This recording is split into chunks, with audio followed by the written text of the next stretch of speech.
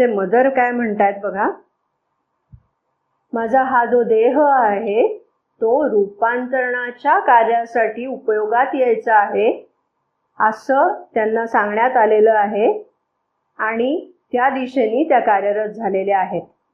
त्या म्हणतायत हा सगळा जो अनुभव आहे तो फारसा काही सुखद नाहीये, किंबहुना आपल्याला हे माहिती आहे की मदरला या सगळ्यासाठी प्रचंड शारीरिक यातना सहन करायला लागलेल्या आहेत आणि दिसायला हे वरवर आजारपणासारखं दिसत असलं तरी ते आजारपण नव्हतं, तर या रूपांतरणाच्या वेदना होत्या असं मदरनी इतरत्र त्याचं स्पष्टीकरण दिलेलं आहे.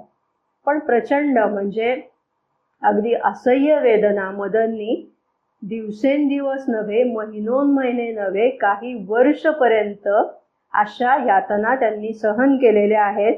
त्यामुळे हे काही फारसं सुखद नाही आहेत असं त्या म्हणतायत. पण मी हे स्वेच्छेने करते आहे.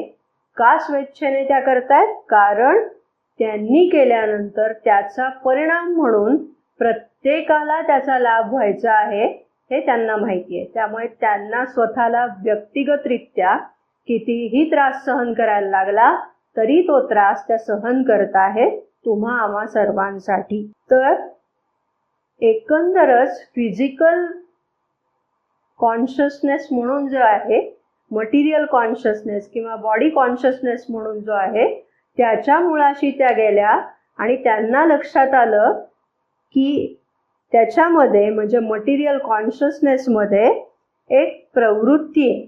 कुठली प्रवृत्ती आहे? तर टेस्ट फॉर ड्रामा. तर ह्या फिजिकल कॉन्शियसनेसमध्ये तशी नाटकं करायची प्रवृत्ती आहे हे त्यांना लक्षात आलं. त्याचा शोध त्यांना लागला. म्हणजे आपण एरवी ज्याला मराठीत आपण त्याला म्हणतो राईचा पर्वत करणं. गोष्ट एवढीशीच असते पण त्याचे खूप नखरे करायचे आणि मग स्वतःकडे लक्ष वेधून घ्यायचं. अशा प्रकारची एक प्रवृत्ती या फिजिकल कॉन्शियसनेसमध्ये आहे. त्याचा शोध मदरला लागलेला आहे.